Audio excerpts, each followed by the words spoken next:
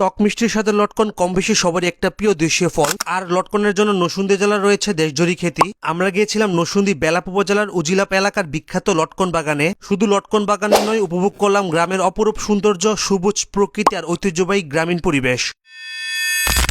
আসসালামু আলাইকুম, কি অবস্থা সবার? অনেকদিন ধরে ভাবছিলাম ভৈরবের বাইরে আশপাশ কোনো এক গ্রামীণ এলাকায় ঘুরে আসা যাক, কারণ আমাদের ভৈরবের আশপাশে এমন অনেক সুন্দর জায়গা রয়েছে যেগুলো সম্পর্কে আমরা অনেকেই জানি না। যেহেতু ইমন আর আমার অফ ডে একই দিন রবিবার, তাই বিকেলের দিকে দুই বন্ধু বের হয়ে গেলাম একটু ঘোরাঘুরি করতে। বর্তমানে লটকনের মৌসুম চলছে, তাই ভাবলাম এবার লটকনের জন্য বিখ্যাত নরসিংদী বেলাপ উপজেলার দিকে যাওয়া যায়। পথে পড়লো নরসিংদীর মরজাল। জায়গাটা সত্যি অনেক সুন্দর, বিশেষ করে মরজাল বাজারটি সবসময় বেশ জমজমাট থাকে। রাস্তার পাশে ছোট্ট একটি চায়ের দোকানে থামলাম। গ্রামের পরিবেশে গরুর দুধের গরম চায়ের স্বাদ যেন আলাদা। দোকানটিতে সব একসঙ্গে বসে টিভিতে সিনেমা দেখছিল, আর সেই সচ্ছল গ্রামীণ পরিবেশটা মুহূর্তটাকে আরো উপভোগ্য করে তুলেছিল। অবশেষে পৌঁছে গেলাম নরসিংদীর বেলাপ উপজেলার উজিলাপ এলাকায়। এখানে চারদিকে চোখ যত দূর যায় শুধু লটকনের বাগান। শুধু লটকনই নয়, চারপাশে রয়েছে কাঁঠাল, আম, কলা সহ নানা ধরনের দেশীয় গাছ। সবচেয়ে অবাক করার বিষয় ছিল এত বেশি কাঁঠাল গাছ যে অনেক পাকা কাঁঠাল মাটিতে পড়ে থাকলেও কেউ সেগুলো নিতে আসছে না। মাটিতে এভাবে এক একটা কাঁঠাল পড়ে আছে এবং এক এক করে পড়ছে।